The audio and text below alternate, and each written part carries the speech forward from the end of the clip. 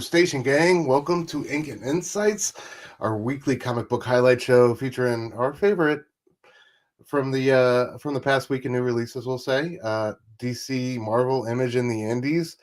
As always, your boy Stu from Dutter Dunes Fan Club rocking with you. Thank you guys for joining us. As always, I got my co-host Riding Shotgun E from Nine Panel Grid. E, how you doing, brother? Good to see you tonight, man. I'm doing good, man. Excited to talk about all these comics and decompress from the workday. Absolutely. A lot going on out there. It's always good to meet up with you and talk our favorite books of the week, man. Hell yeah. It was a solid week. Not as solid as last week, I would say, but solid nonetheless. I don't know. I've been pleasantly surprised by January. Like I'm anxious to talk on the monthly comic book review show to express what I felt about all these different comic books. I think it's gonna be fun. Yeah, absolutely. All right, well, let's get into it, man. Starting off with the House of Ideas and Marvel Ultimate Spider-Man number 13. We got Chiquetto returning on artwork, obviously written by Jonathan Hickman. Matt Wilson on colors, Corey Pettit on lettering. This one was like kind of a two-part issue, right? We start off with so we got our big clip. Let's just take a step back real quick. We got our big cliffhanger at the end of the last issue, the Christmas issue, the conversation, Mary Jane and her sister. It was again one of those exposition issues that this series has done so well. A lot of conversation, but still did a lot to move the story along, give us depth to these characters, and really give us a great cliffhanger there at the end as we learn that Peter isn't really Peter, he's the symbiote, and what does that mean, right? And that Harry and him are being held and tortured. So starting off this issue, we get the symbiote in action again, dude. It was so great to see Chiquetto back on art, especially here. Great reintroduction. Just like I don't know if he was on last issue or not. I forget. I think he was. Yes, he was. Yeah, but to see Spidey swinging in style across the rooftops again, like he's done this shot so well over so many issues. I feel like, and it was so great to see it in the black costume. How did you feel about? And then we get the reveal, like he's basically training little Parker to be what, like I don't know, to be a Spider-Man all on his own. This was a jarring opening because you were expecting. First of all, we didn't know at the end of the last issue if our Venom was full of insidious intent. Like it certainly felt that way. It felt like he wasn't, all good. But then it turns out that he is there. We learn in this early on in this issue, he is there to protect the family, look out for Mary Jane, and he's teaching this kid the ropes, even though that she doesn't know that. Obviously, this is something she would not be happy with. But he's out here being like a little amateur Spider-Man, and this symbiote is showing him the way. And they don't know where Dad is, right? He said he could have like injected him with the antibodies and been able to track him, but that's not what happened. I don't know. What did you feel about the intro and just the pickup from last issue, bro? Dude, I think it was like the best viewpoint of like this 1 month snapshot in time thing that the Ultimate Universe is doing. It was like the best and the worst of both of those things, because we were left on this incredible cliffhanger and we had no idea how things were going to pick up, and it left us with so many question marks. And the good part about it is that it can deliver you things like this that are really surprising and really smart and really well done, and totally outside of the scope that you would anticipate. I never thought we were going to be delivered within the first couple pages here, Richard Parker swinging around as Spider-Man. On the flip side, though, it feels like we're worlds away. Like there's like so much stuff that happened in between these issues that I'm like, dude, I kind of like, give me that story. I want that story.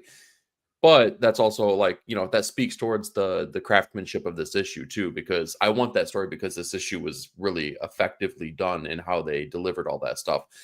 They're just like, they're playing with so many cool ideas of Spider-Man that we know are going to pay off. Like this series, like from the very onset, even through this issue, I feel like I've said it over and over. It's been all about like planting seeds. Like they're waiting for things to take hold, because there's been so many little through lines of like, ooh, that's going to turn into, the Clone Saga later on, and that's going to turn into like something with the symbiote later on, and that's going to blah blah blah blah blah. This is another notion of that. It's another, way of showing like the things that are going to be happening here. The black suit, the Spider-Man, the symbiotes, there's just so many really cool ideas that they're playing with here. So again, it's balancing the good with the bad. It's just it's mostly good right now with this. Yeah. Did it catch you by surprise? Like the symbiote not only being good, but like, obviously these two swinging across the rooftops together. Yeah, there's no way. Like, if you would have told me, like, what do you think is going to happen in the next issue? I would have been like, oh, we're going to deal with a lot of Craven, and we're going to deal with a lot of like, how are they going to get out? And like you said, it's kind of like dual track stories. There's two things that are going on here. This plot here couldn't have anticipated it at all. There's no way I would have seen this coming. Yeah. Anyway, the second half, well, not even the second half, the middle part, the meatier part of our issue deals with Craven and Mole Man discussing what to do with Peter and Harry, who they've had for 2 months at this point, tortured extensively, used a variety of drug cocktails on to both like exacerbate the truth from them, find out their true character, et cetera, et cetera. I love the little showdown down. I'm forgetting the name of that land that Mole Man lays claim to. In this, it's the Savage Land, right? Yeah, absolutely. Yeah. What is it called in like the Fantastic Four world? In the Fantastic Four world, I thought it was. I mean, just underground, right? Just like underground. I didn't think it had any. No, it's Monster Island. Monster Island is. You're right. That's what. Yeah. And I remember Simonson had that run. So yeah. The Monster Island / Savage Land that we get here, and Mole Man's king of it, and he wants to have a say in what's going on. Craven's offer is, we've tortured these two. I want my ultimate hunt. I want the hunt to be pure. Let's release them into the Savage Land, where they have to contest with not only us hunting them, but all these savage beasts that we have roaming around. Mm-hmm. And I love the interplay back and forth between, or the wordplay back and forth between Mole Man and Craven when he's talking about how much he loves the Savage Land, and how pure he thinks it is, how untouched he thinks it is. And then they travel up to the surface where we got these two with these like bomb collars on their necks, and they're sitting at the table for this last feast, basically before the hunt starts. And it was great to hear Craven kind of break down the both of them and what he learned and gleaned from, one is a pretend. What did he call? He said one is a pretender in a suit. The other one is a physical dynamo or something like. Yeah, basically it's like laying into Harry like you're worthless. That's not going to play good with his daddy complex at all. Amen, bro. That's so true. And then like I love the drop into the Savage Land with the parachutes. They're in the chairs at the dinner table, and they ceremoniously get dropped into the Savage Land with parachutes and land there. And then, like you said, I loved how you said this in You're on the Pull List, bro. He gets his Chris Pratt on, right? He's a Raptor trainer. He does. Like, Blue. Come on, like that's all. Be calm, Blue. Easy, girl. Easy, Blue. Easy. Yeah. So dope though, and like Peter kind of saves the day. Fighting off, and he wants to get home, obviously, to his family. It's been 2 months. He's fucking terrified for them, like understandably. And Harry wants to kill Craven. That's that seems to be his modus operandi, and it's just, it was such a fascinating twist. I love like the conversation they had down in the Savage Land, Mysterio showing up, and Mysterio going, I want to see them. Don't you want to see them, Mole Man? And Mole Man's like, yeah, I do. And like them all going up to the surface, and them treating them like pets, right? They're like petting them, and it's just really, it was fantastic, dude. So yeah, I love that. I love that back and forth, that sequence, and then them getting dropped in the Savage Land. And then of course at the end of our issue, we go back to our Richard Parker's Spider-Man trying to get back home across the rooftops, and who do we have but Black Cat's daughter coming for revenge on her father, dude. Like such a yeah, I love the suit. It's like super villain, right? Yeah, that's right. He's like, oh man, this isn't good. Yeah. So Yeah. yeah. What did you think, dude? First off, let's talk about the Savage Land and Peter and Harry and their 2 months. What did you think about that whole sequence? First of all, I love how Craven is absolutely right because all throughout the series so far, basically Harry comes from money and Harry is internally very like conscious of the fact that he's not confident, but he exudes this confidence because he comes from a place of privilege. I love that this issue totally turns the table on him. He is helpless. He can't do anything right now, and it's up to Peter, who actually has superpowers, to be able to protect him, to save his life, and hopefully formulate a plan to get them out of there. Because arguably he may be, I don't know. Their IQs are probably at a similar level. Maybe Peter's a little bit smarter than him. Either way, it's like it's nice. It's nice seeing Peter kind of like get the spotlight and be like, yeah, you know what? Like I can go toe to toe with you. Like you think you're running the show, but like I hold my own, right? I can do these kind of things. And it made me think back to the issue where they were kind of sparring back and forth. And Harry kept being like, come on, stop pulling your punches. Like you have to understand you're going to be fighting supervillains. Like you bring the fight. I feel like this was the point where one of two things can happen, which is that Harry will respect Peter more because he's showing that he is powerful and he can do these things, or he's going to be incredibly jealous of Peter. And maybe this is another one of those things that's going to like further develop those cracks in their relationship. Because again, like we have anticipations for what's going to happen with Peter Parker, knowing what happened in 616. So that part of it's exciting. I like the way that they're formulating these relationships and playing with what we think we know is going to happen. Yeah, I'm definitely like on the lookout for. There's that they get like Craven down and out, right? And it's like the decision to kill him or not. I'm definitely on the lookout for that one. I feel like that's part of where we're headed. Yeah. Like you said, the cracks in the lining. Yep, exactly. And you know that there's going to be two decisions that are made here independently between the two, right? So yeah, absolutely. What did you think about the end with Black Cat's daughter showing up?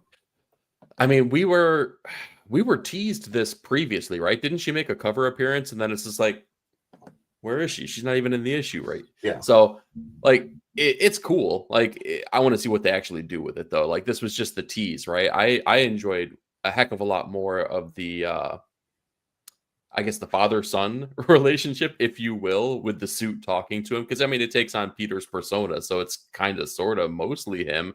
But I like the back and forth that they've had there. And like you had mentioned, the supervillain, that interaction was really awesome. I love yeah. that. Yeah, absolutely. Yeah, our boy's in trouble. I wonder if she's gonna end up like teaming up with him and trying to help him find his dad. So we'll see what happens. But all in all, like I love this kind of two-part saga in this one. I love what we had going on. Great action. After a couple of issues of chit chat, and the like. But I thought this one was a little bit rough at the beginning, like we talked about. Just um, picking up from the Christmas visit issue or whatever. But yeah, I thought by the end of it, man, I'm definitely looking forward to where we're going. And again, Yeah, she kind of killed it. So I hope he's good. on. I'll be honest though, I was missing a little bit of the chit chat. I was just like, where's my Ben and Jonah? Where are they? They were nowhere to be found in here, and I can't have that. I want that They were content. taking bets on the Raptor versus Peter. Like I'd be so here for that. Oh my god, that'd be Like, amazing. what do you got? All right. There's 3 dinosaurs, so I'm gonna bet he doesn't make it out. But yeah, man. All right. Real quick, let's get to the chat. We got Simpleton in the house. Station, What's up, bro. Yeah. man? What up? We got Hall, yeah, as well. What up, bro? What up, Nate? Yeah, I don't know. I unintentionally did a Patrick Warburton reference. Apologies. I did say modus operandi. Okay. I'm I was like, missing are the you wearing the 8-ball jacket? It's the 8-ball, Jerry. Nice. Appreciate y'all coming through. Hope everybody's doing well, man. Having a good week. Good to see y'all. All right, our second Marvel book, Unceremoniously. Wolverine Revenge #4. by Jonathan Jickman and Craig Capullo, because it's got to be, right? Who are these guys? I don't It's not know. I don't it's know who not these Hickman and people are. Capullo. This is Alex Sinclair's on colors, Corey Pettit again on letters. This book has been an extreme letdown. We're bringing it up to hate on it tonight, guys. Yeah, I was gonna say, like, I left this wide open here. I'm We did not fully we did not have blaming a Stu for choosing this and making me talk about it. we did not have a second Marvel book, but this book has been such a disappointment, and I just yeah, I just wanted to pull this little bug up out, put it under the spotlight, and put a little sewing bit into it, man. It's doing this Let it man a squirt. Let it disservice. squirm Okay, for a minute. this little guy, this Lego man, he's very disappointed in this. That's all I'll Yeah, have to say. yeah. It's been crazy. We got the old man Logan kind of tripping here and going to visit Sabretooth, who was in the Professor X wheelchair, which was a nice touch. I did appreciate some of the details of this. I'm not gonna front, but again, he's fighting Omega Red and his brothers, who I thought we dispatched of earlier in this issue. I'm also having trouble separating this from the myriad of other Wolverine stories / books we have going on across the Marvel universe. They kind of like all blended together sometimes with me, especially like what we're doing with Colossus and the Ultimate Universe. You know what I mean? Like the Yeah, Colossus, big time. like, so there's all that going on. But dude, this none of these fights have been what I thought they would be. Like, none of the violence has been on par with a Hickman and Capullo Wolverine Revenge. Just that aesthetic should immediately place you in a Marvel Max frame of mind, and this book has been anything but. And you know, the action has been lazy, the backgrounds have been lazy. I don't think it's Capullo at his best by a long shot. And just like the storyline is tired and feels completely uninspired. And that it's a Hickman book is just confounding to me, because it has none of the hallmarks of Hickman writing, and feels like a complete mail-in, man. So I don't know, like, this one I feel like has so much potential when you throw it on paper with the creative team and the title and the things you could go and do with it. But yeah, I don't know. And Dude, it's like, like I I don't know. And Marvel's, see, that's the thing, is like Marvel, we should have known better, because Marvel's not ready to really give this book the platform or the energy and execution that it needs. You know what I mean? They're not ready to put out a book that viscerally violent or super badass or anything like that. So and in one sense we should have known better, but at the same time, like, I don't know, man. The way this is just dragged down the road for 4 issues has been painful. and that's my whole thing, is that we knew this was coming. I won't say that they overhyped it. Like, I don't feel like they were like putting it on No, billboards it or was anything like that, no. right? But like, It kind of came out of the blue in a sense, not like completely, but it was a little bit undersung, and yeah, now you see but why. yeah, well, and that's the thing though. But when you have names like Jonathan Hickman and Greg Capullo making his triumphant return to Marvel, already you have to know that there is some kind of anticipation amongst the fandom. Like, ooh, this is going to be something special. You don't put the name Jonathan Hickman on something unless you know it's going to be something special. And then when you add Greg Capullo on top of that, dude, like, you better be bringing something, because come on, like, this should be something that's epic. This should be something that we're talking about where we're saying, like, holy Yeah, crap. man. Like, one of two things. Either is like an action packed roller coaster ride where you're like, "Oh, I didn't learn a damn thing, but I had a hell of a time," or something that's mind blowing, like changes the mythos of Wolverine. And it does neither. So I'm struggling to understand what the assignment is here. It's a red band book that has absolutely no reason to be red band. With a person like Wolverine, we've seen more gruesome things in, hell, like X-Men issue number 25 or Wolverine issue 75 when he gets the adamantium ripped out of him. So red band goes right out the door. It is not Yeah. trying to sell red band, and it has no meaning for, it has no reason to have the red band label on it whatsoever. It's not changing the mythos of Wolverine. So, like, Jonathan Hickman's part of this, the crafting of the story, there's nothing there. And Greg Capullo, the artwork is very good. Like, I'm not going to sit here and say it's bad by any means, but if the premise of this was to showcase his artwork, which is kind of what I thought it was going to be.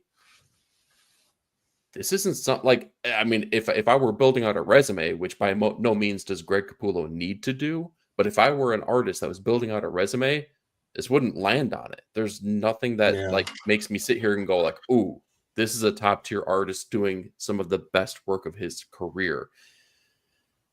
It's Yeah. just Now I boring. pulled out my volume 1 of Court of Owls just to like look back and like what is it? And it's just like it just felt like overall feel and attention to detail. Like honestly, um, not that like that's not here, like, but it's just the level of TLC that he's putting in, like the level of love that he's putting into this book just doesn't feel present. And it's crazy because when you talk about his triumphant return to Marvel, like we got some awesome variants. I have that Hulk one. He did a super dope Hulk one. It's like, dude, Capullo's Mhm. back. Before this launched, it was like, man, Capullo's back. He's killing it on these covers. Like this fucking series is gonna kill. And it just, I don't know, man. It's But just that's been, yeah, like I was saying though, like if it's not going to be mind blowing, make it fun. I can't even say I'm having fun with this series. yeah. So like, and I don't like crapping on books. Like none of us like that. It's like, honestly, like it's a waste of time for us to be able to do so because like we're not having fun reading it. It's a bad experience. Like we don't want to talk about it. But the honest to God truth is like it's kind of worth talking about because of that because the expectations were so Mhm. high that this And was it's like, such an incredible I letdown. feel like if Mark Millar had it instead of him, like we would have got a couple of those moments, fun moments where he would have found a Yeah. way to like get the violence across in a red band, or you know what I mean? Like I don't know. It just and there's nothing in that. There's not been like a single moment in these fights where I can point to it like, man, that was pretty badass though. You know, Dude, like yeah, the Sal book. brings up something incredible, like an incredible thing in the comments here. I would have liked a Wolverine versus Hulk Capullo series. Talk about Dude, a great what? idea. That's Like, a great idea. So absolutely. yeah, I'd buy that. And I bet, I mean, because again, that premise is fun. I want to see that. I want to see what happens there. This wasn't even Wolverine's revenge story. Mm-mm. It really wasn't. And that's the title of the damn book. So No, like, and that's the thing is like what they gave you to sell you on this like mission of, and it's this mission of like hard boiled revenge, like at all costs, was just so. It just didn't. It had no anchors. Like it was just here and gone. Like they blew up Cap and Bucky when if I'm remembering correctly, because again I get it confused with other series, but you mhm. know as they're running away in the first thing, it's like oh that, and like even at the beginning of this one is like, is that enough? Is it really enough? Because you know these old man Logan, and then you know they got the Forge saying you got to let go of the past and let all those things go, and you just can't. And it's just like that never felt like enough to me. Like, and Yeah.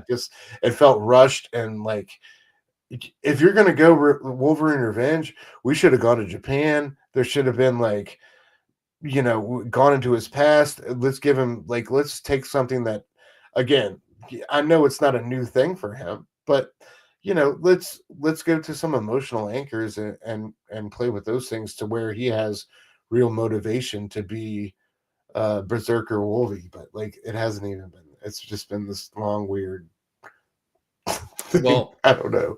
okay, so for me, this was a breaking point issue. Like this is the point where I was just like, I'm not reading any more of this. I can't. It's not a Mhm. fun experience, and I don't want to sit here and talk about it in that way. I know my reason for saying that though. So I want to ask you: was it a breaking point issue for you, and if so, why?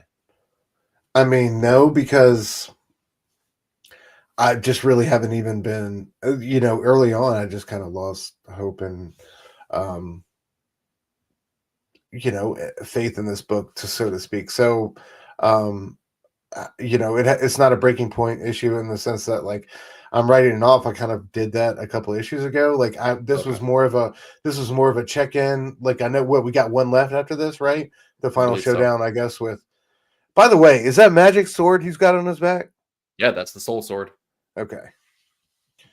Um, I don't know. We could do some interesting things with that, but just the way we paced and plotted the action so far, you know, uh, um, yeah, man. I don't know. This is more of a check-in. Let's see if you know, it can turn me around here at on the penultimate issue type of deal.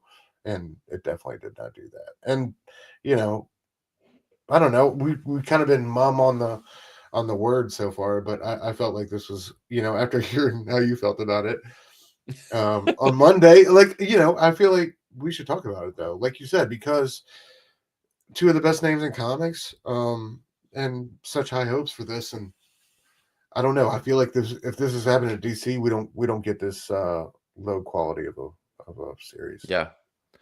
Like the thing that really ticked me off, and maybe this is my fandom showing, right? Because I hate when people are like, actually that wouldn't have happened, but I'm going to do that for a second.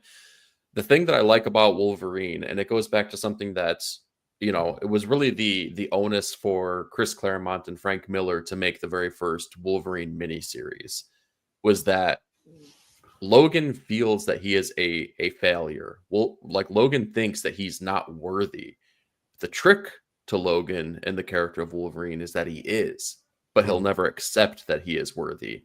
So to see him do what he's doing in this issue, being malicious to the point where he's amputating parts of Sabretooth off, and like basically like turning off his healing factor, feels so out of character to what Logan would do. Like Logan, That's so true, dude.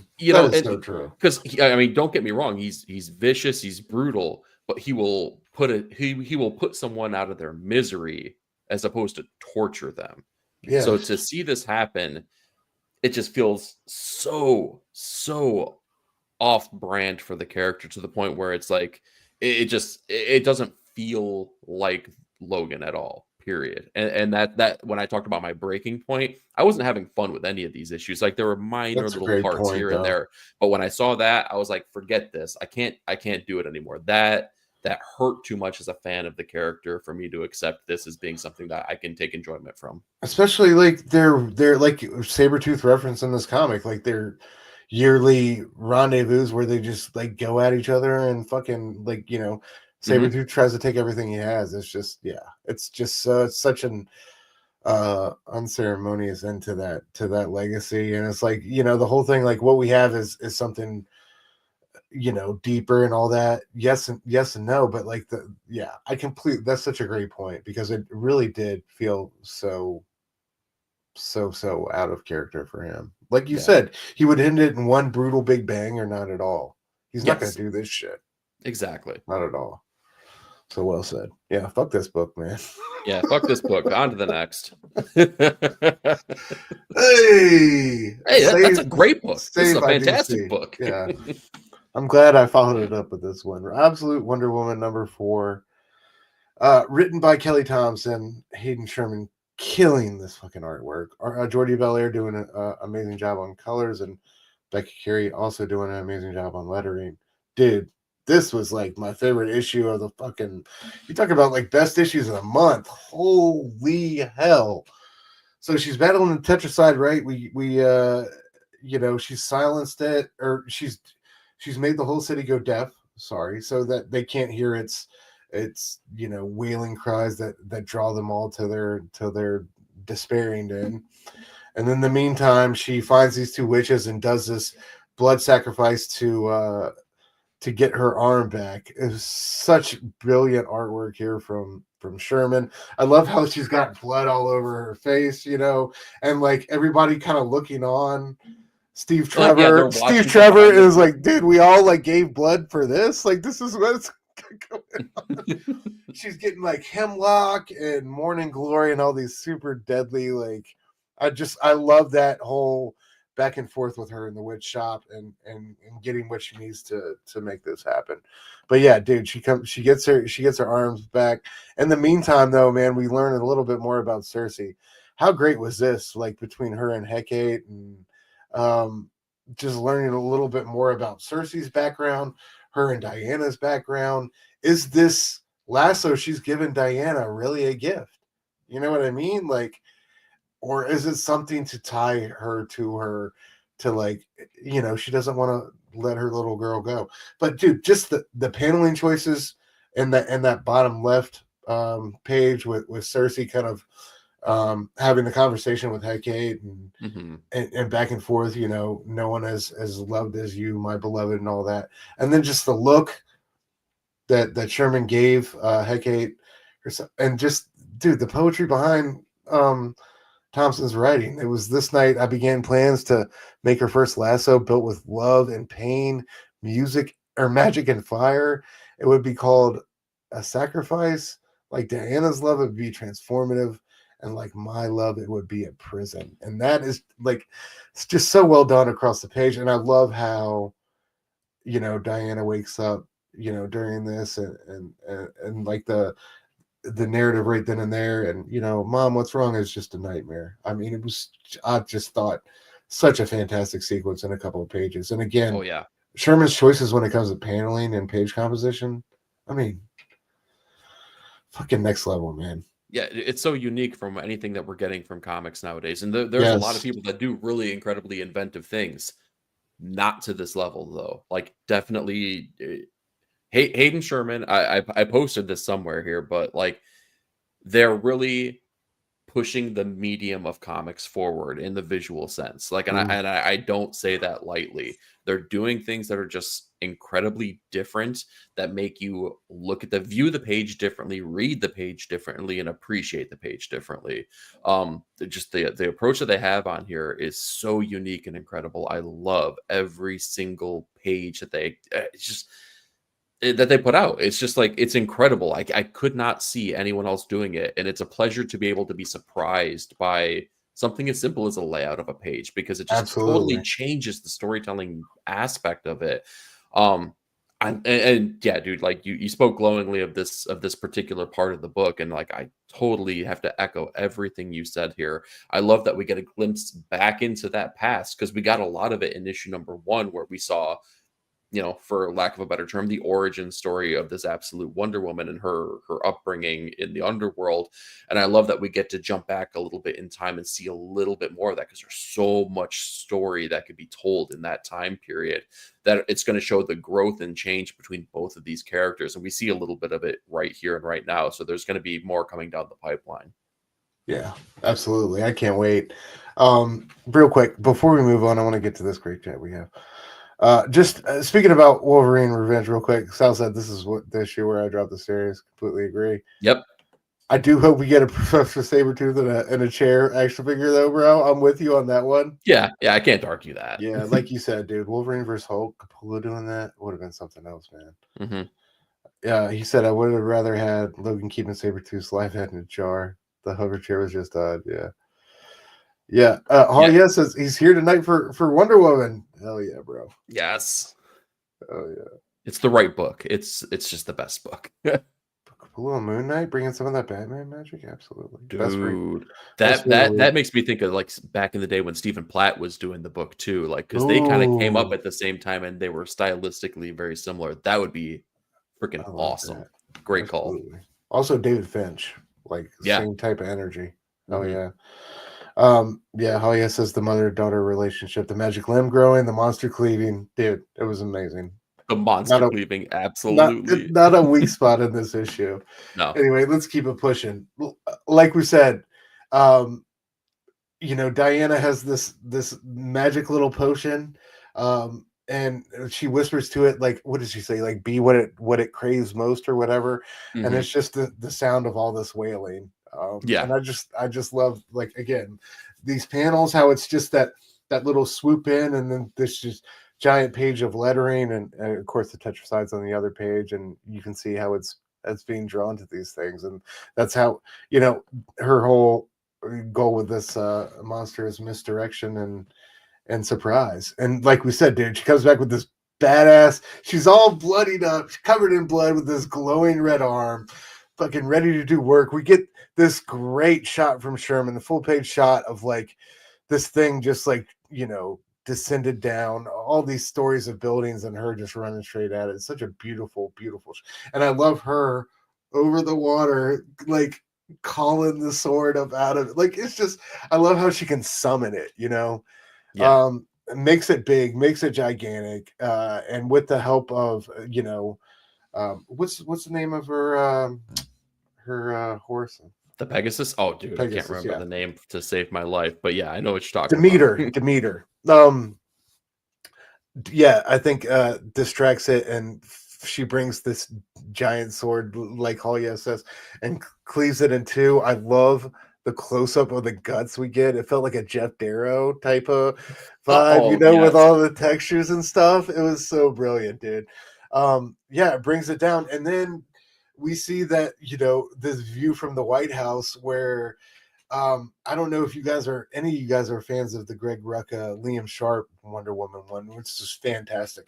Another one of those rebirth books that kind of got lost in the sauce, but it's so fucking good. A great Wonder Woman run if you're looking for another one. Greg Rucka and Liam Sharp's run, but Veronica Cale is from that run. I believe she was created by Rucka. So excited to see her in the mix. You know, she's super smart. She's not like a Barbara Minerva, but she'll fight the game. She'll fight the game she'll play the game, I guess, from the corporate side is the best way to put it. You know what I mean? Okay. She's one of those, but regardless, she's a formidable nemesis nonetheless. But yeah, man, what did you think about the sword becoming gigantic and cleaving the tetraside in half? And Dude, again, it's like sometimes it's about knowing the assignment, and Kelly Thompson and Hayden Sherman know the assignment. Like in all of the ways that like it was kind of silly and bombastic, but still fun that Batman took his chest emblem off and used it as an axe. yes, It was that kind of energy. So like I kind of loved it. Like I just give me those big fun moments. And like, hey, if you got a huge freaking beetle monster that's attacking a city, why not make your sword immensely huge and chop it in half? Like, go for it. Do that because, like, yeah, I want to sit there and fist bump when I'm reading my comics sometimes. This made me do that. yeah, and I love like all these choices with the paneling, right? Like it flying in, then it like initially cutting the beast, and just how how Sherman chooses to show us all these different moments. It's so well done. But It's again, like look beautiful. at the way that the page flow is happening here. Yes. The curve of the framing of the page is like kind of like, following the striking down of the sword, but also you see the sword swooping in on the top one, leading your eyes towards the big action that's happening here. So even though it's paneled in a very unique way, it's still doing what the page needs to do and it's tracking your eyes and making you follow through with the swipe of the sword. Like Yeah. again, it's comics doing what comics should It was do. incredible fluidity to it, and it's just you don't see anything like it, across the board. I feel like when it comes to these days, like so, it's just um, it's something special to behold. But Yeah. this one was something else, man. Like this is the recruitment issue. If anybody's sleeping on Absolute Wonder Woman, and you feel like you need an issue to give them to wake them up, give them this one, man. Yeah, and I'm glad you brought up this final moment here too, because being, basically a DC noob, I saw a lot of people talking about the end of this issue where they were like, "Oh, it's that person. That means this is coming down the pipeline. It's amazing." So like, I would say people like DC Patrol, DC heads out there, Nate, I know you guys are like DC aficionados. So fill us in on the blanks on what we're missing here, and let us hear. Is this the Cool Kids Yeah, table out? I would argue that the chat is definitely the cool kids table. We are the mildly I'm definitely not the okay. cool kid. Yeah, I We're was the nerdy like kids just like sitting in by school, ourselves. man. I was friends with everybody. You know what I mean? I had friends in every social circle. I tried to be the the Venn diagram, I guess. Of I tried to keep my friendships like that. I just want to be in the middle circle where There you go. I got a little bit of everything. But yeah, I don't know, man. Yeah, I definitely give it up to the chat to tell us more about Veronica Cale and what to expect from her character and what we might see. But let us know what y'all thought about this incredible issue and about this incredible series. Can't wait to see where it goes. Yeah, for real. Yep. All right, bro. I'm gonna hop off for 2 seconds. Be right back. I'm gonna let you take it away real quick. All right, I could definitely talk about one of my favorite superheroes here with Green Arrow number 20, written by Chris Condon with artwork by Montos. I had a heck of a lot of fun with this issue, and I feel like this is developing into exactly what I wanted from it, which was like a gritty, grounded, down to earth Green Arrow type of book where it's really crime driven and really Oliver Queen driven. We pick up here with the freshwater killer, kind of still on the loosely, because they have been brought into custody. But this issue was all about playing with the idea of, I guess, Green Arrow and his past and what his character archetype really is. My favorite thing about this issue was playing off of the hard traveling heroes notion, where you could argue, like, I mean, really in his past, he's taken on, even though he is a wealthy man and, he is definitely kind of akin to like a Bruce Wayne type, he's definitely more of a social justice aspect person when it comes to his viewpoints on what society should do and what their responsibilities are. So when it comes to Oliver Queen, he's always kind of leaned into those notions: the betterment of society, the betterment of the people, helping those in need, not just from a superheroic aspect, but from a societal aspect, from a just, I don't know, human empathy aspect. And I like that he's very vocal about that in this issue. And I know that it's a climate that's really filled with turmoil right now, especially nowadays when it comes to what you would call maybe a social justice warrior. They lean into that idea so well because I think it harkens back to a time in Oliver's past, in the comic books, where that he was very prevalent in that arena. But I can see how people could critique those kind of things. They turn that aspect on its head so beautifully in this issue, where he's reading the detective or rights and he's like, how dare, like, are you kidding me? This person had a life, they're dead now, and it's because you felt it was more important, and he kind of goes on and on and on. And you can, even as a reader, I'm sitting there going, well, this is getting a little bit preachy, like, and like, I get where they're going, what they're going for, but then they turn it on its head so beautifully, where they're just like, did he just steal my key card? He just stole my key card. He was distracting us the entire time.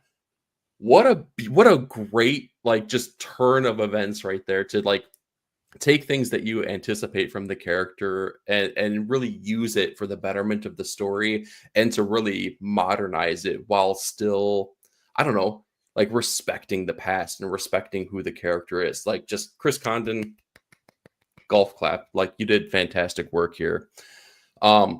All in all, though, the freshwater killer, as we can see, kind of maybe dead. I feel like there's more to the story that needs to be explored there.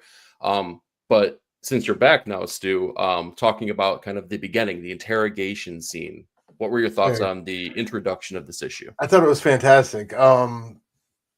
First of all, Montos and what they're doing on art in this book is fucking incredible. They deserve all the love and the attention. I love what they did on Green Lantern before this, but like this issue especially, and we'll get to it, but like the last couple of pages with the silent storytelling, Ollie and the Target was like some next level stuff.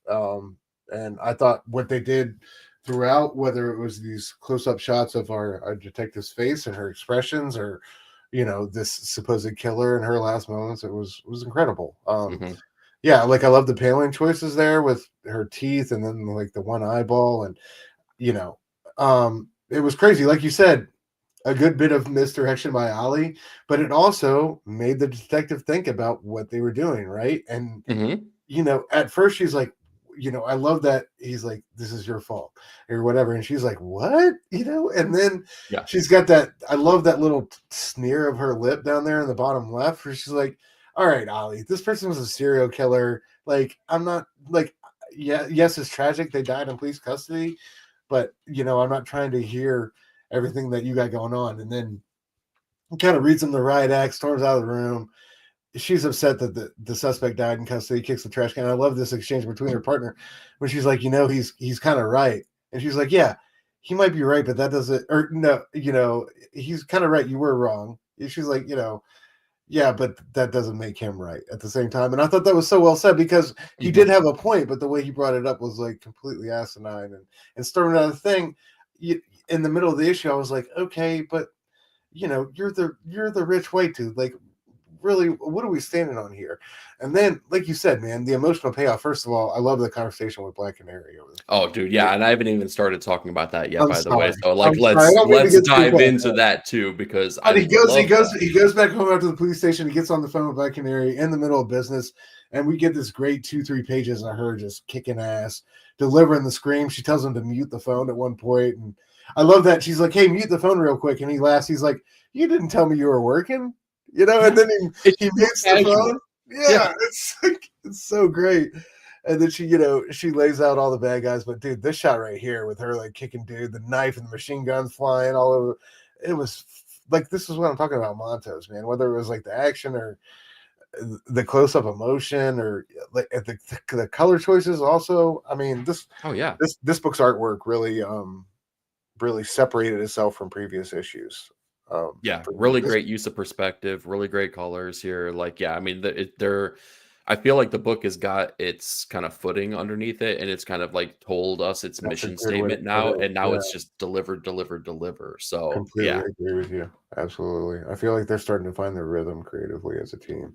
But yeah, like we said, man, we find out. I'm sorry, getting ahead of myself. Over the course of the conversation with Black Canary on the phone, we find out that this woman who died worked at the chemical company that Ollie was running. Granted, he was trying to find the murderer of his friend at the time and wasn't really paying attention to what was going on, as far as like corporate interests and malfeasance and things of that nature at the time. But clearly, this woman suffered, while he was president of this company. And at the end of the day, you see him dealing with this on this rooftop as he's trying to take these targets down, and it was so fantastic. I love this shot on here on the left, like he's trying to narrow in the target, and that bead of sweat is kind of dropping off his eyebrow, and at the same time, hmm he sees the woman with the eye, like the tear dropping from her. Oh man, it was so well done. And then this page right here, brother. I mean, give me a break. Like yeah, this is fantastic. The silhouette of his face, like with him smashing the target, and that woman's like dying look to him, basically in the bottom right corner. So powerful in such an effective way. A quiet 3 or 4 last pages, but such an effective way to end this issue and really bring our story thread home, I thought. yeah, really beautiful visual storytelling here. And I Mm, love that they're playing into the best and worst aspect of Oliver Queen, which is his emotions, right? Like they get the best of him, and that makes him an incredibly passionate person when it comes to something he cares about. It also makes him an incredibly impulsive person, which we've seen with a million different decisions that he's made in the past, particularly in his love life. So I really love that they're leaning into it. Like you can just tell Chris Condon gets this character in a really great way. And I'm so glad also seeing in the chat here that we have so many Green Arrow fans. yeah. Really curious. I'm a Green Arrow fan, obviously, as well. Drop in the chat here. What book or what series was it that made you a Green Arrow fan? Because for me, it was Brad Meltzer's like real mini arc when he first started with DC right after Kevin Smith. That like totally cemented Green Arrow as a character that I was going to follow through and through. So I'm kind of curious. What do you guys think, chat? Yeah, that was a great one. I read that one on your recommendation not too long ago. Oh, nice. Okay. Yeah. Awesome. Yeah, Baba said me and Green Arrow got a lot of the same philosophies. That's what I love about it too. It's so topical Yeah. in such a refreshing way. Even with the what is it, Luigi Mangione insurance thing, like how he kind of like Dude. half referenced that or like earlier. Yeah. It's fantastic, dude. And it's tastefully done. It's not leaning too much, in one direction or the other, but I think it also establishes who Ali is, and it's I don't know, it's super accessible and approachable, and also true for the character. So yeah, I agree, dude. We really do need more people to speak up and not sit idly by. But yeah, the art is incredible.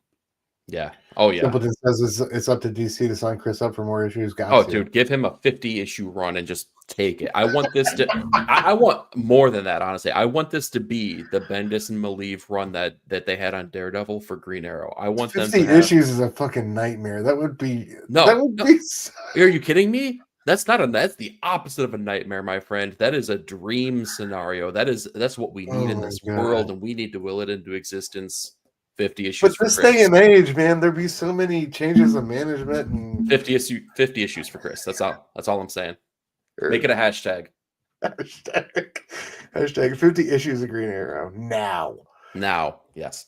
Longbow Hunters, man, I Yes. got to get to that run. I've heard so many great things about Oh, it. DC's I'm does the same old, thing. Nate. I'm old. I know. I see what you're doing there, my friend. That's okay. I'm gonna let you get away with that, Oh yeah. Simpleton says Kevin Smith. That's a great dude. one. That was my very first Green Arrow. So yes, great Oh choice. yeah, I gotta get to Longbow Hunters. Grail did 80. You see? Sheesh. That's crazy. 80. Let's up that number. Scratch the old hashtag. Get Chris to 80. Oh my god, the amount of stress that would go into managing a title for 5+ years these days. Can you imagine? No, I can't, honestly. Like I don't have to think about that. I just want it in my life. Yeah, I feel you, brother. I mean, yeah, it's you know what? I'll say this. I appreciate the Green Arrow that they gave him. Like they didn't give him a new number one. He took over on what, 18? Dude, I love that. Yes, 18. I like, dude, That gives me let's make hope. that, yeah, let's make that Yeah, normal. Let's normalize that again. Like, let a creator just pick up on the story, man. Like, we don't need new number ones. I don't think that new number ones are selling more books. Maybe I'm wrong, right? I'm not a retailer. I don't know, but I know it drives me up the wall when I see that a book is being relaunched because I feel like you lose as many readers as you pick up. So why not keep the steam going, keep that momentum going, and just advertise new creative team? Like make that the selling point, not the number one. yeah, Like it doesn't, completely it's agree. not necessary. Yeah, with you on that one, bro. Nate says I'm older than you. All right. All Neil right. Adams Green Arrow says Bobo. Oh, yes. Anything Neil Adams is amazing. Yeah, yeah. D says I'm a clerk's kid, but read Longbow Hunters first. More than 80 with annuals and Longbow Hunters and all. That's crazy. What a run for Grell. That's like Dan Green on Uncanny, just like Mhm. outlasting how many artists like on Inks. Yeah, exactly. Crazy. All right, moving on to our image and indies, man. Thank you for the help on the banners, by the way. Appreciate you.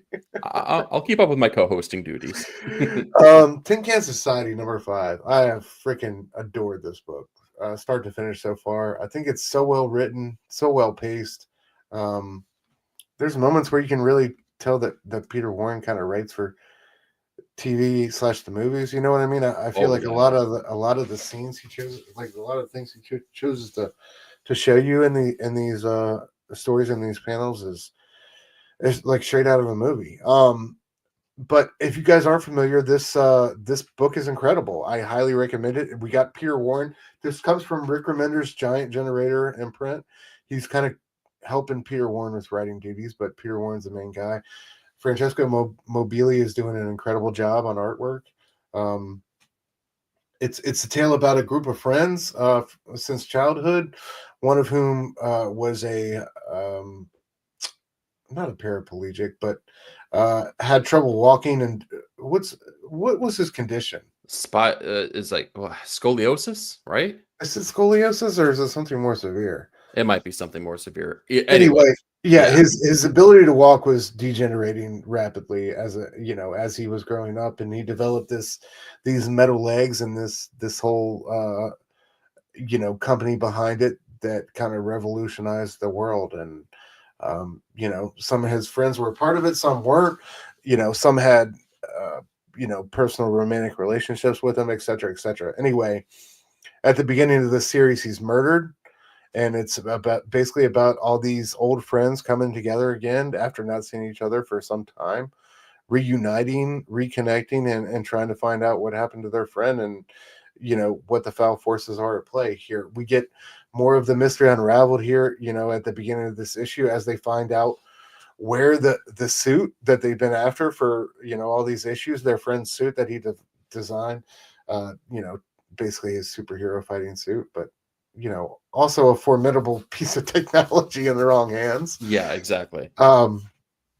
They finally find out where it's at, but we learn that they're being watched. I love this switch to this panel switch right here, where we see them on the couch, and then just a simple little technique, but it works so well for me. Hmm. Seeing them on camera, and uh you know homegirl is watching them. I guess she's taken over the corporation since. And we also, as we've gotten in every issue of this series, gotten a little bit of backstory on each of these characters and their relationship with our main character, who ended up getting murdered at the beginning. And we find out that this guy who ended up finding the suit at the beginning of this issue, basically helped him build this code and this this technology from the ground up, and kind of got thrown by the wayside on the way up, unfortunately. And they had a bad breakup and didn't talk for 3 years or something, I think, after Mhm. after things went sour. But regardless of what happened in the past, there are all racking up, gunning up. They found out where the suit is. They're gonna go attack this house because whoever has been in the suit has been after them, and they're gonna put a stop to it, even though they're drastically underprepared Yeah, this is just a and friend group at the end of outgunned. the day. Exactly. I love how they finally get up to the house, right? We find out it's the you know during one of the superheroes escapades, their friend, when he was still in the suit, he accidentally murdered somebody. And this is the family of that gentleman, the wife and child, I believe, right? Mhm. Or is it sister and No, sister sister, and I her believe. and her child, that are in control of the suit, and that we think it's been the sister that's been operating it this whole time, and kind of a quest for vengeance, and starting out with murdering him and taking the suit from him.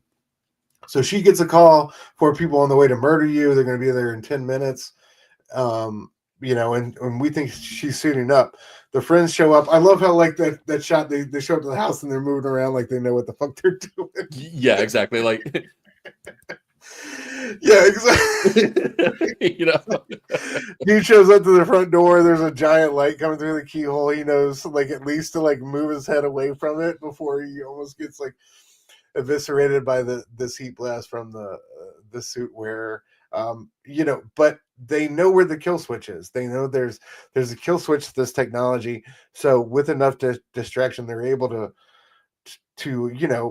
get to the kill switch and hit it and turn the suit off, right? And we get this crazy ending of the issue where homeboy's sister is like, oh, if you only knew what they've done to me, what they did to him. And as she's trying to say it, this task force that's been sent from this corporation, that their friend built, basically, takes her out. And then we find out her fucking baby is operating this thing and has got a bunch of wires coming out of it and is, like, connected to this thing in all sorts of ways it shouldn't be. And it's just a super crazy ass ending to this comic, which still has 3 or 4 more issues to go.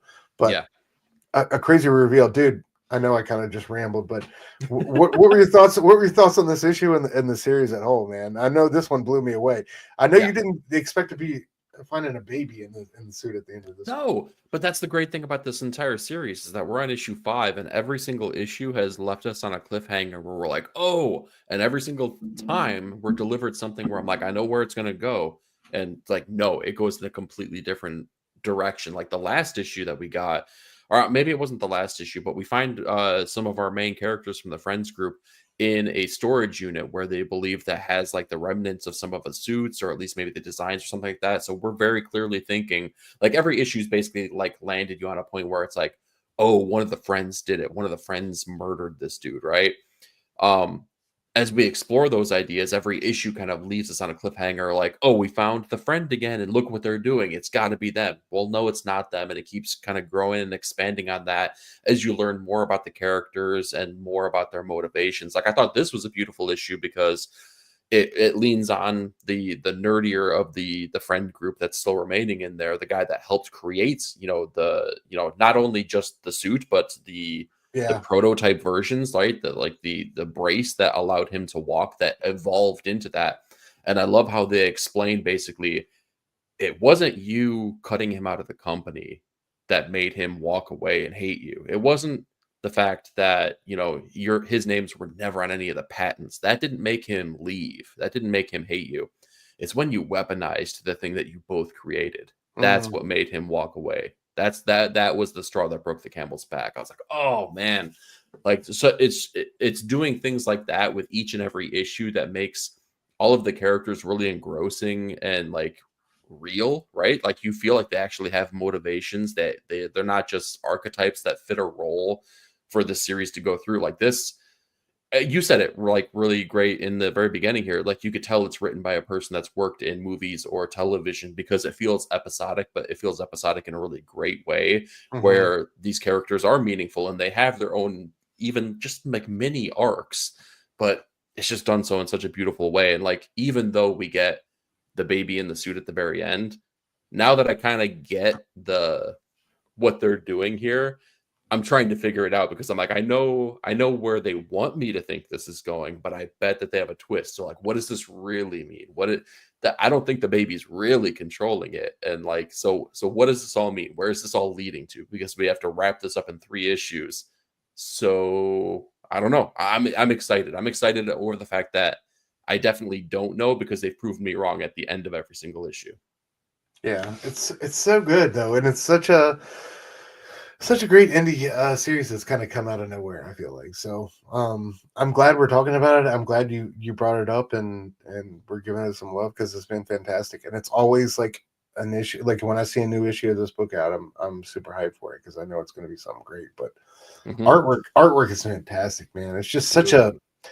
it's this um it's I just love how Mobile's been present for every issue, and it's been all immersive. Like you don't feel like he's taking a single panel or page off, and No. I feel like that's really going to pay off when you get this collected edition, man. I think it's going to be a beautiful book all together, and such a fantastic tale of. It's got elements of like Lean on Me, you know what I mean? Like it's like Yep. all these childhood friends like come back, and also so many other sci-fi elements to it, but um a fantastic talent and wonderfully written I and love that everyone chooses like Stephen King as the comparison point too, because like I thought, yeah, like Stand by Me, it's like Stand by all of Me. the My bad, I said Lean on Me. Yeah, so Stand I by knew exactly what you meant though. But yeah, like every like like Peter Warren is crafting characters that are very much akin to what Stephen King does in his books, man. Like because you get a deep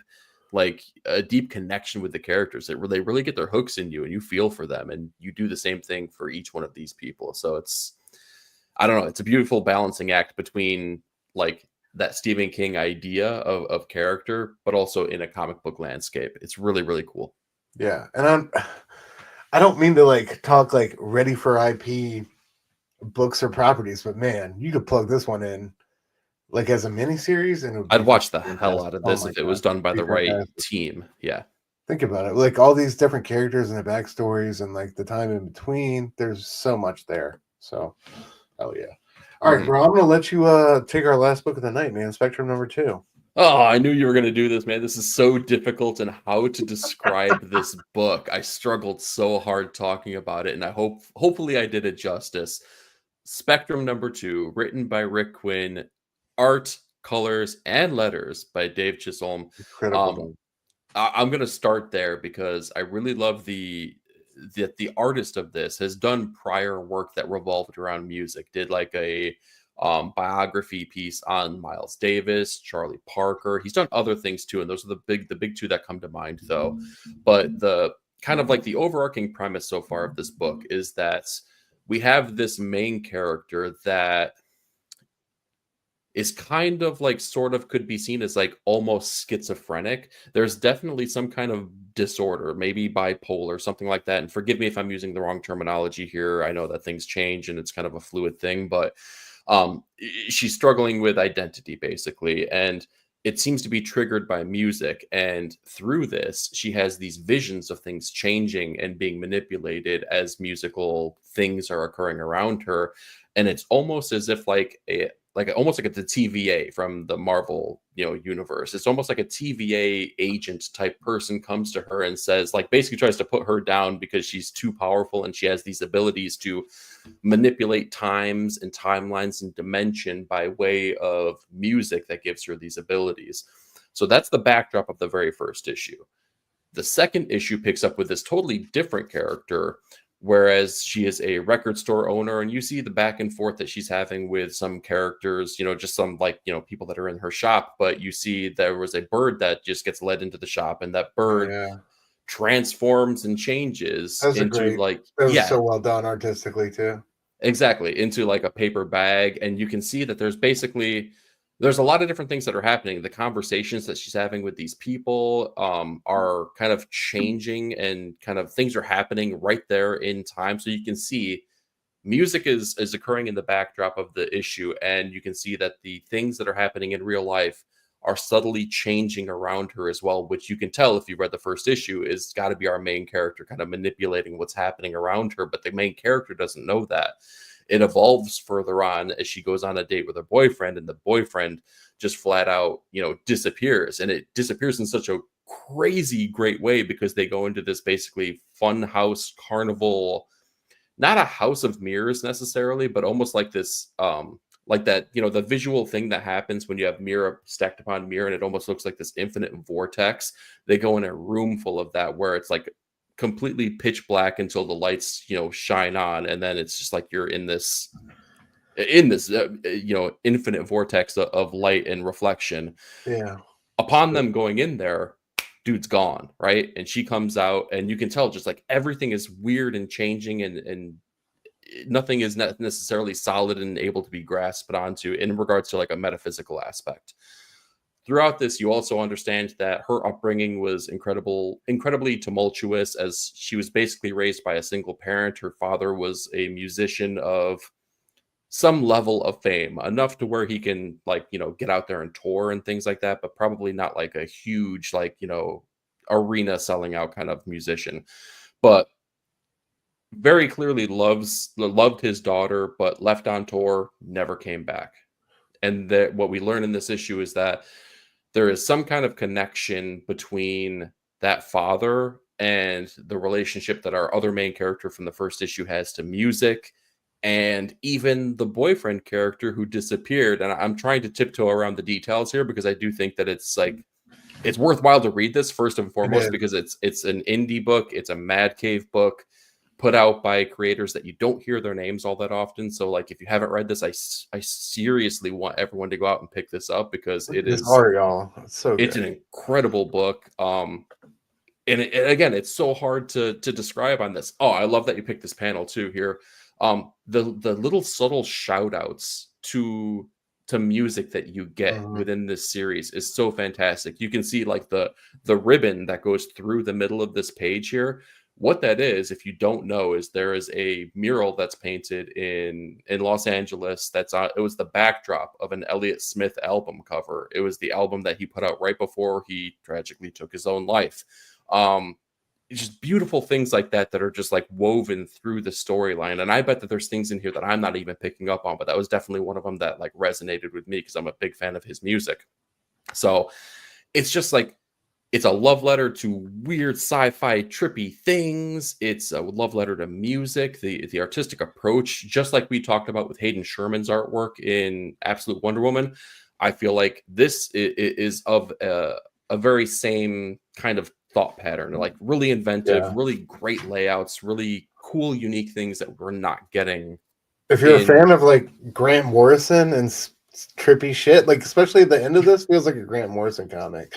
You know what I mean? Like when the evil, like, basically, not to get too much into this book, but there's a part of this book that's like about wielding music like power. Almost, you know what I mean? Like a power itself. And at the end of this issue, she tangles with like one of those characters who's learned that power very well and is like definitely something to reckon with. And it just felt like I was in the middle of like a Doom Patrol issue or something. You know what I mean? Like it was. Yes. I've been waiting on you, and it was so trippy and so well done. So, oh yeah, Omega, great call. Good call on this. Yeah. On the back, links to Spotify for the songs of the issue. That would definitely, that's definitely a great tip. Definitely pick that out because, like Yi and I said, man, there's so many layers and references in these issues. So definitely miss anything that the creators are trying to give you. Dude, and it's something that's been explored previously as well in books like the the book that will never be finished, but A Radio Apocalypse by Ram V. Come back. Yeah, you knew where I was going. Yeah, see, like that book had a soundtrack that was set to it, and like it was very intentional. It was something that was going to help, in the way that the panels can like help the pacing of a book. Whereas if you have like a 9-panel grid, that it's going to be kind of a quicker paced conversational type of thing. The layout of a page can help the pacing of a book and let you know when things are supposed to be snappy and fast and when things are supposed to breathe. Music can do the same thing. So again, just like this is visually a love letter to music, this is very, literally a love letter to music, because there is a soundtrack that accompanies each and every issue. So great call out, Omega Slice. Yeah, absolutely. Thank you. Matt, what up, bro? Thank you for coming in. Good to see you. Appreciate you coming through for tonight. And Simpleton also throwing out the fact that I put out what was, I guess possibly the end game for Elliott Smith here, but there's avenues that you can explore in regard to the facts of that story. If you didn't know, his end came by way of a butcher knife to the chest. So not many people do that themselves, but it was ruled a suicide. So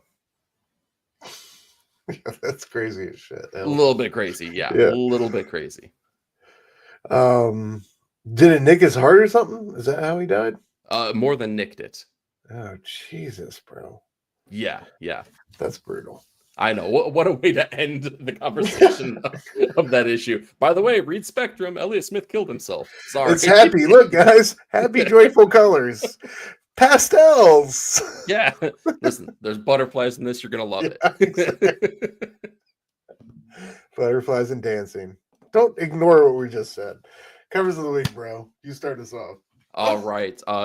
Cover numero uno. I had to give some love, not to ASM, but to Chris Samney doing a fantastic cover here for Amazing Spider-Man. I love the look of this. We're both enjoying the heck out of Batman and Robin.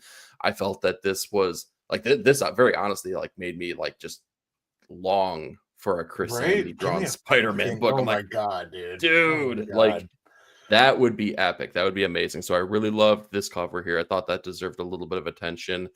I'd be remiss if I didn't throw out a Jim Mahfood cover on here. So his variant cover for Godzilla Monster Piece Theater #3. He's done a variant for each and every issue on this one. Wow. Their ratio variants, it is what it is. The quality of the artwork, though. Wait a couple months. Yeah, exactly. Just wait a couple months, hit up eBay. You'll find them for decent prices here. Awesome stuff here. Did I have a third one? I can't even remember here. I don't want to. Yes, okay, I did have another one.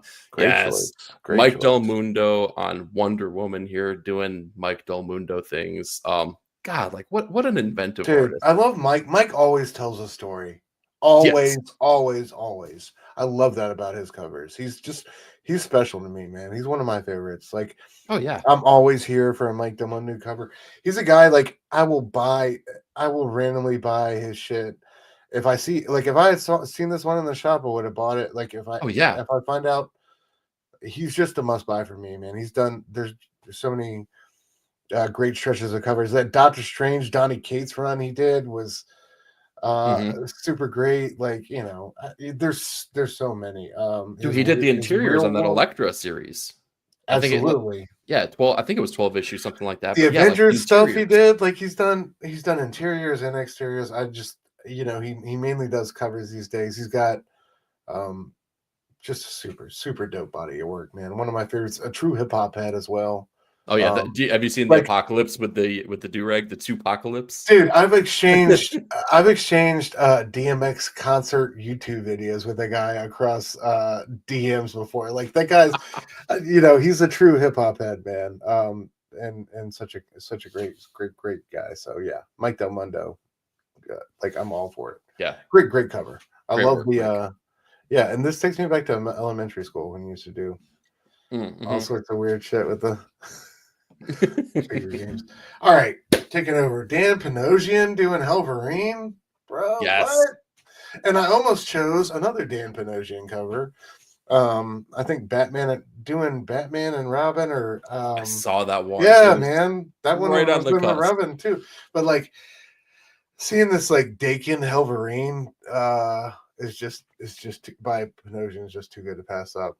Phil Noto doing Fantastic Four variant, just clean and beautiful. You know, I'm so here for it.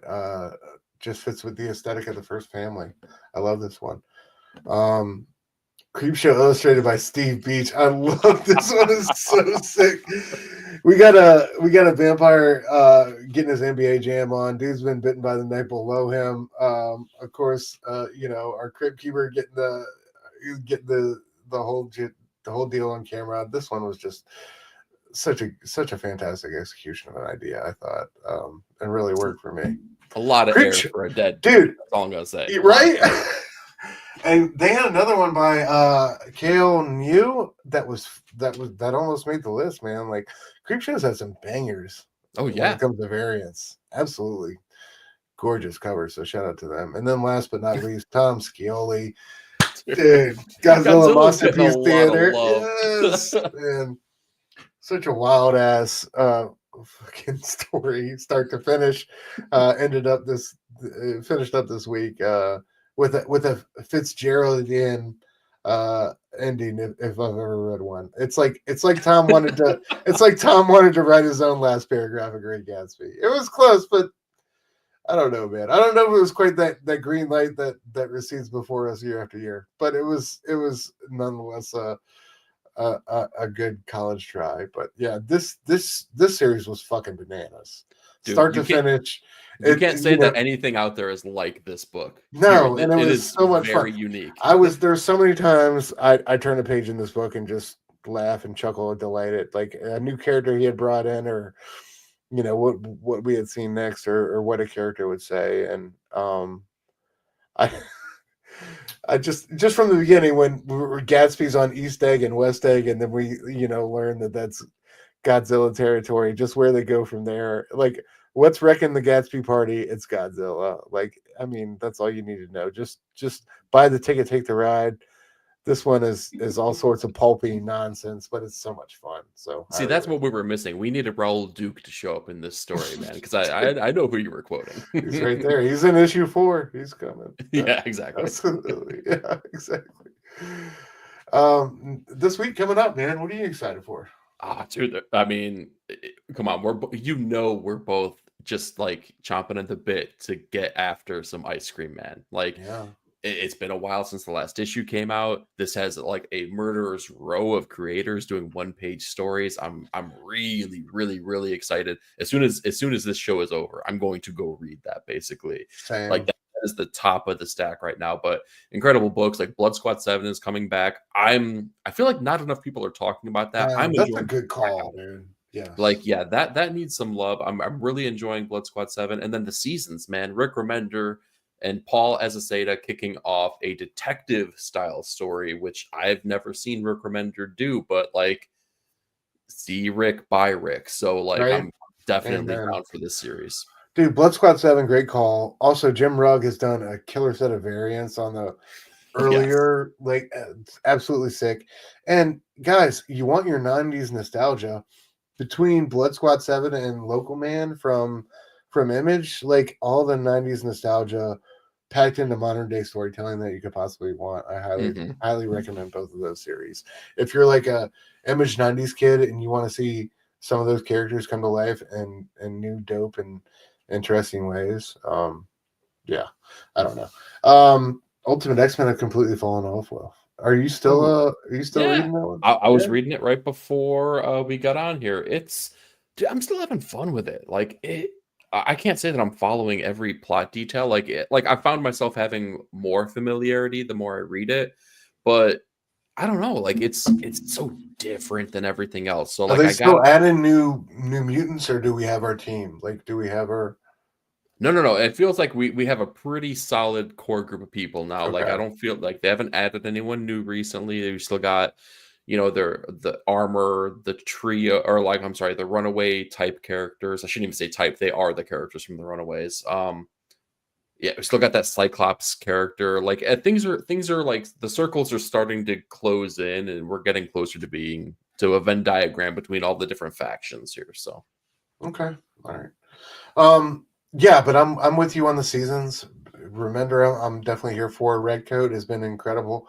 Ice Cream Man, dude, we got Grant Morrison coming back to write a comic book in that. Yeah, one. dude. Even though it's one page, it's like, Grant, I love you. I miss you. Yeah, Come back. Grant's out there doing something. Grant's out, but they're cooking something up. He Like, wrote a fiction book. I think was his last thing. Luna, I want to say it was called. Yep, I believe I you're right. have it.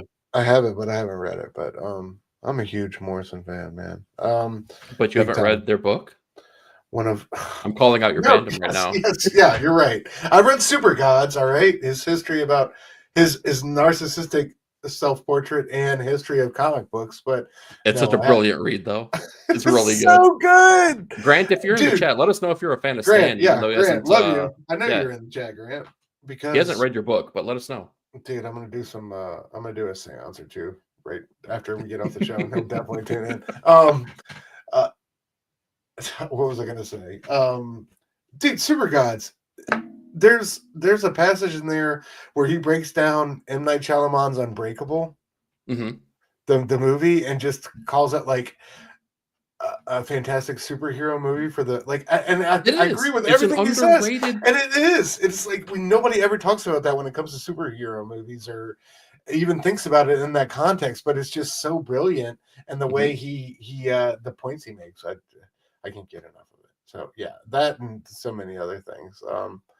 It's interesting to hear him talk about leaving New X-Men and kind of being Joe Quesada. Like they announced it at San Diego Comic-Con, and he was kind of running from Joe Quesada. Joe Quesada didn't know that was happening. He was going to DC, and Quesada cornered him and fucking let him know how he felt about it. And apparently, Joe was so mad he walked down the hall and saw Joss Whedon and was like, "Hey, you want to write X-Men?"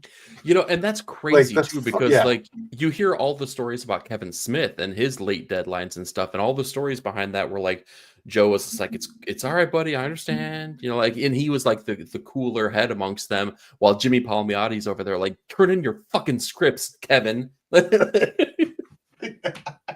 to hear Joe like cornering Grant, like, come on. Yeah, especially like, I mean, he had to at that point he had to know how much bullshit they had put him through with like all the pushback on the story ideas, and like it started out as like I think like Sienkiewicz and Shooter on New Mutants. It started out as like, man, we're doing this new cool thing and it's gonna work or whatever, and then eventually kind of the idea got sour. You know what I mean? Like that. Yep.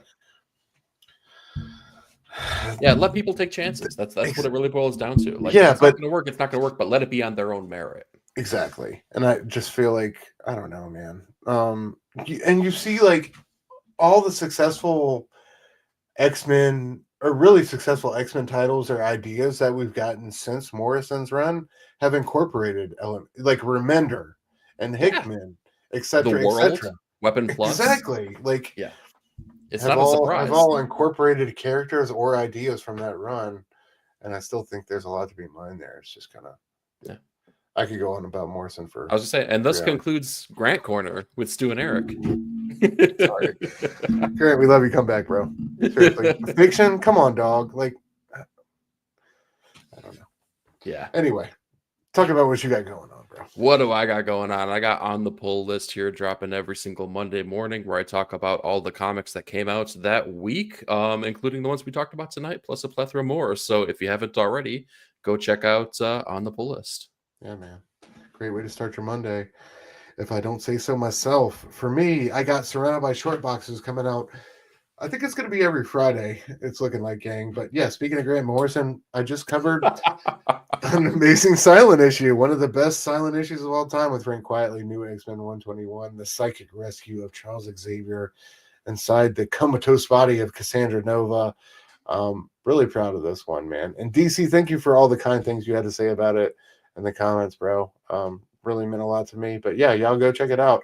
It's a new series I'm gonna be doing, just highlight my favorite back issues and what I love about them so much. So check me out every week. If I could say so real quickly as well, god damn, did you come out of the gates swinging on these videos, man? Like I really want to, I've told you this yourself here, but like in front of our wonderful audience here, they're really fantastic, man. Keep putting these things out because like I can't wait to watch each and every one when they hit. Thank you, man. I really appreciate that. Well, I appreciate you for always push me to make dope content as you do so yourself every Monday. So, yeah. Also, check me out tomorrow night on Verno's Blood Splatter Chatter. Ooh, Dude, incredible pair of movies. Let the Right One In. If you guys haven't seen this movie, Let the Right One In. Like, most of you probably haven't.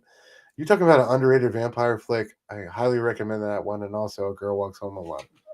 A Girl Walks Home Alone at Night. This one is a Iranian vampire film. It's won of a lot of awards and accolades. Since its release, highly stylized. Black and white, super dope. It's got elements of spaghetti westerns, but I don't know. I don't know how else to describe it. It's fucking awesome though. find We out Thursday dude, night. we got an amazing pair of movies tomorrow night. So y'all come check us out on Blood Splatter Chatter. Best comics of the month. I'm losing my fucking footing here. We got so many goddamn shows going on. All right, this one's going on Friday. This one starts at 7 p.m. Eastern. We got 2 shows on Friday. Our best comics of the month over on Jackass Rockin' Robbie Billups, Pop Culture Philosophers channel. Dude, by the way, I love what you did with the Marvel. Oh, the shilling has begun. If you think that Nick is going to be the Marvel shill in 2025, you have another thing coming. Screw that. I'm coming for the title. Marvel. Absolutely. So check us out. That's Best comics publisher. of the month. Yeah, January 2025. It's going to be amazing. Someone says, "Oh, it got remade." Oh, God You didn't forbid. know that? No. Okay, No. I was gonna say What? that. I was gonna save it for the comments when the video comes out. Yeah, it actually has one of the more well-made remakes that I think I've ever seen Okay. in the history of American remakes. Really well done. Not as good as the original. Yeah. Really well done. The Eastern European coldness of the original really, I don't know, accomplishes more than you can do with the remake. So what's a remake? Is a remake American or Yeah. Oh yeah. Yeah. okay? Oh, Matt Reeves did it. Damn, I'm asleep. I need to thank you guys for the homework lesson before tomorrow night show. Now you can sound like you know what you're talking Because look, about. this is the thing. I get on with Verno and Link, and they always talk about the remakes, but I never said the remakes. So it's like, guys, we're here to talk about this film. Why are we talking about, Yeah. So Yeah. Fuck the remakes. absolutely. And last but most definitely not least, guys, this is the biggest one. 2 nights from now, Friday night, 9 p.m. Eastern, over on One Collection Downs Fables YouTube channel. We are doing our Comics Curing Cancer benefit on the Blame, all new, all different Blame Fables show.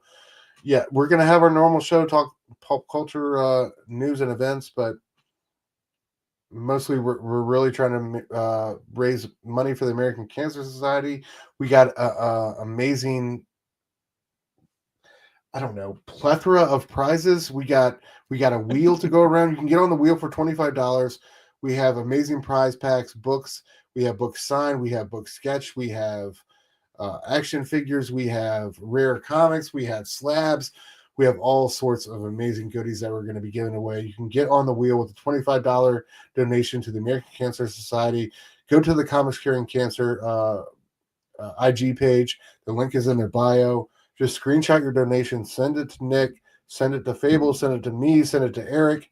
We will get you on that wheel with a chance to win one of these amazing prize pack bundles that Nick and so many of the amazing members of this community have donated and helped us kind of put together. But it's going to be a special show, guys.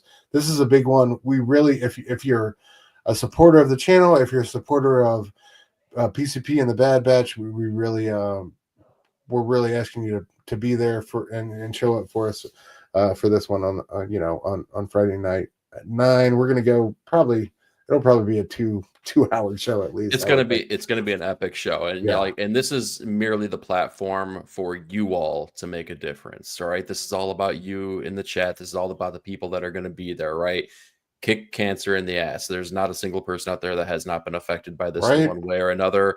Right, this is your opportunity. Yeah, So guys, we just lost Jen. A amazing member of this community to cancer. I have a father-in-law who's currently dealing with a mass in his brain. I think it's touched all of us in one way or the other, whether it's close friends or family.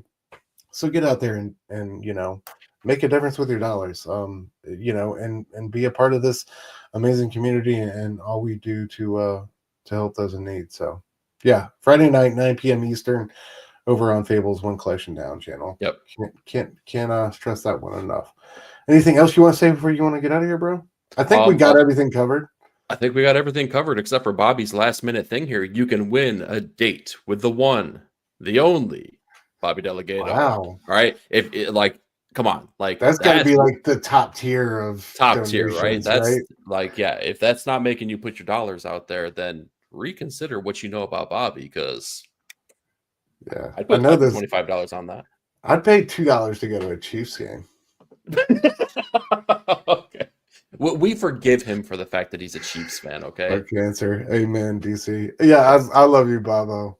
Good luck in the Super Bowl, bro. I can't root for the Eagles, no matter how much I hate y'all. So I think I'm gonna be rooting for y'all. But that's it for us this week, guys. Catch us Friday night, 9 p.m. Eastern, over on Fables One Collection Down channel, and then catch me tomorrow night over on Blood Splatter Chatter. Thanks for joining us. Hope you enjoyed our discussions about these great comics we get week to week. We will see y'all next Wednesday, 9:30 p.m. Eastern, over on 9 Panel Grid. Peace.